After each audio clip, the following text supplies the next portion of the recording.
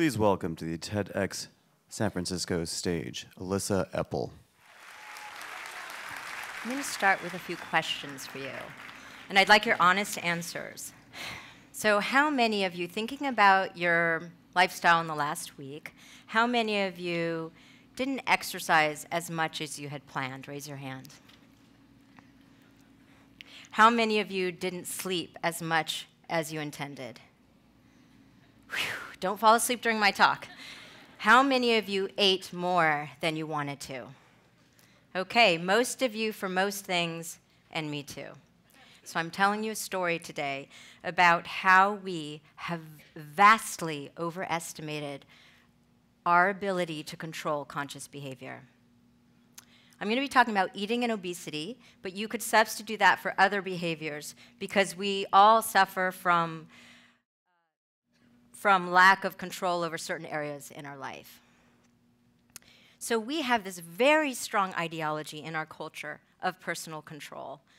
And this has big consequences. This shapes our society and our rules. This has led to us allowing certain things like the food industry completely populating our food environment with mostly unhealthy food and junk food. And of course, we still have options for healthy food, a little bit over here if we go out of our way, if we spend more. So what matters, what's important in our society is that we have free choice, right? We can choose to choose the healthy food. We can choose to stop eating on time, right? It's all up to us. So how's that working for us? Most of you will agree with me, this is a disaster. The majority of our population is overweight or obese, and none of them want to be. We view obesity as a problem of weak control, personal failure, and moral flaws. And if we are obese or overweight, we probably feel guilt, shame, because we too believe we should have ultimate control over our behavior. And I'd like to tell you that this ideology that we run our society on is wrong, and we need to rely on science and not ideology to understand behavior. So there's a big elephant in the room, and that is that we are not in full control. We have limited capacity for conscious control. And if we can accept this, admit this, and be honest, we can think of more creative solutions to shape our environment to help us gain more control and have more effective solutions.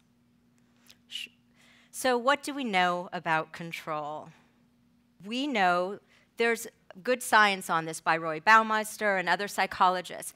And it turns out we have limited control because our self-control, our willpower, is a limited resource. It's a finite resource. It gets worn out. If we go through a day of resisting this and that, okay, I'm trying not to get on email because I have to do this, I'm not going to go into the kitchen, I'm going to suppress my anger at my mom, I'm not going to say this or that, all of that work depletes our resources, and at the end of the day, we do what we don't want to do. So experiments have shown this, and this happens in natural life. So we're vulnerable to our environment. Now think about if you, stress is a huge factor, and some of you guessed I'm going to talk about stress and how it affects weight and how it impairs our control. Think about coming to work when you're in the middle of a deadline, you're very stressed out. What else happens? You haven't slept much. That impairs control. You maybe skipped breakfast. You have low glucose in your brain. That dramatically impairs control. And then you're multitasking. And we don't have full focus attention. We don't have full control. So all of that together leads to failures of our fulfilling the intentions that we want to. So we really feel like we're steering the car and it's just us, but we're not. We're really often on autopilot. If I ask you right now, what are you thinking? Where are your thoughts? Many of you are either in the past or the future.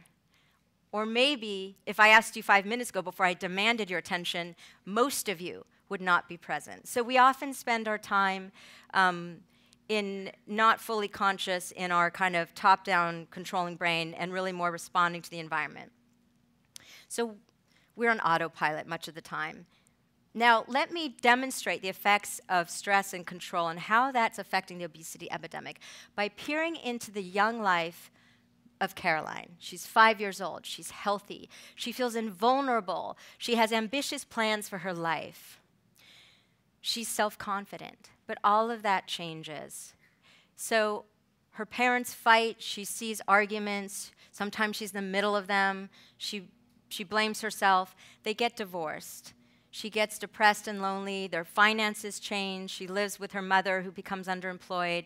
So all of this has led to a different brain state and different thoughts for Carolyn at 10 years old than she had at 5 years old. She's no longer self-confident. In fact, she's a bit depressed and lonely and socially isolated. What happens to the stressed brain? The stressed brain is a hungry brain. And so she eats and overeats, and she has emotional hunger, and she becomes obese. So this happens. This is a common story. Let's first look into what's happening in her fat cells. We are what we eat plus what is eating us. So stress shapes our fat cells. So it's not just the calories in, but the insulin and the cortisol blow up those fat cells, and those fat cells in turn release chemicals that impair our health. Inflammation, for example, that cause metabolic disease. So she develops abdominal fat. She wants control, so she tries to diet.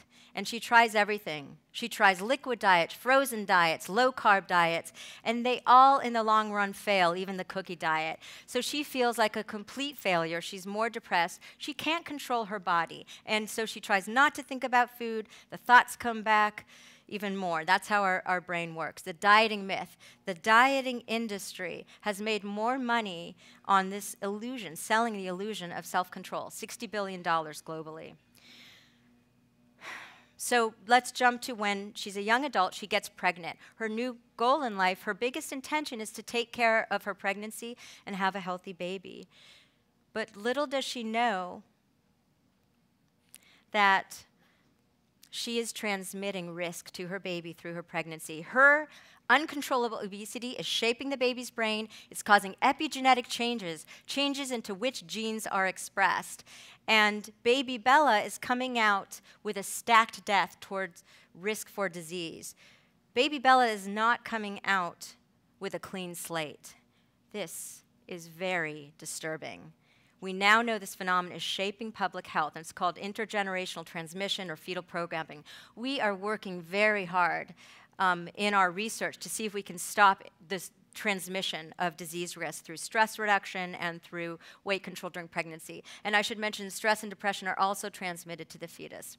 So those are ways stress affects fat cells, affects developing fetus. Now let's look at what's happening in the brain.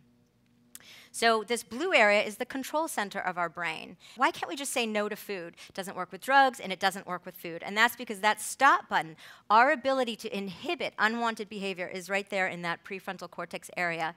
And that prefrontal cortex area is shut off during stress. Stress impairs the dendritic function of the neurons in the prefrontal cortex. When you can't think well and problem solve during stress, it's real, and we know what that is at the cellular level. So it's the stress brain that's dominating for Caroline.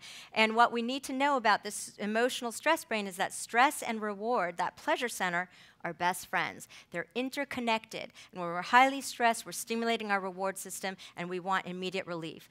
Comfort food. High fat, high sweet, high salt food does wonders to the brain. It's a drug, and it does calm the brain. We know it reduces cortisol. So we used to have R&R, the great rest and relaxation, connection with nature, connection with people, focused attention. We're now in a stage where we're all under more stress than we think. We're overstimulated. We are in the era of a new type of R&R, stress reactivity, and then seek and reward to get out of this state. You know, there's always been different types of stresses, but we now carry them around in our head. So how does this affect how we respond to donuts? Let's go back to Caroline. She's at work. It's a stressful day. She's on low voltage on her control center, prefrontal cortex, high voltage in her limbic brain. Walks by the break room. Someone generously provided beautiful donuts, and her thought is delicious. Before she knows it, one has disappeared into her body. She maybe noticed the first bite, and now she feels bad. How can we stop that? If she wasn't so stressed, if she was able to use her prefrontal cortex more, she would have had better working memory, and it would have had a dialogue something like, it's really good, but it's going to make me feel bad. My diabetes is going to worsen. I want to be healthy for baby Bella and her grandchildren. That will give her enough space to walk away from the impulse. Working memory, offline during stress. We're not able to have that dialogue and use that ability. How can we make the irresistible resistible? One thing we do at UCSF is we teach people mindful eating. So our brain works in a way that we can eat unconsciously. We don't need an ounce of attention to eat. We need to train ourselves to check in through the day and be more mindful. Our attention shapes our experience, and it shapes our control and our ability to fulfill our intentions. So people check in. They check in with their body. That it turns out, research has shown when you do a body scan, you reduce your cravings, changing your brain activity. They do deep breathing, so they're reducing their stress state. And then they check in with their thoughts. They call the bluff on those self-critical thoughts. They notice thoughts, threatening thoughts, and they're able to say, I can look at my thought, not just through my thought, and it's just a thought. It's not a real threat. And then they check in with their hunger, and so they're able to make a conscious decision about whether they want to eat. Mindful breaks allow us to use a break on our unwanted behavior. So we're at a decision point. We can continue on this track. 11 million new cases of obesity in 20 years, $580 billion lost in just productivity. But we all know that we're at a crossroads, and it's an exciting time. We're at a new frontier where we have to change. We need to change the food culture so that we can change food policy and the food environment. We can change culture. We know how to do that. We need to do that together. We need to understand the mind, because the way we're hardwired, we can't just change the physical environment anymore. The new frontier is the interior. We need to understand how our mind works in interaction with our environment and use that. This prefrontal cortex area, it's new in evolution. It's not perfected yet. It's faulty. We need to work on that so that we can have more conscious control during the day. We've got to be creative. We've got to think of ideas like thinking of contact smoke and how we don't want to affect others, and maybe sharing less of the unhealthy food in public environments, schools and workplaces and our social space. And together, we can try to change the food environment as well as working on our ability to connect with each other and be less stressed. And those work together, stress and food, as you've now seen. Thank you.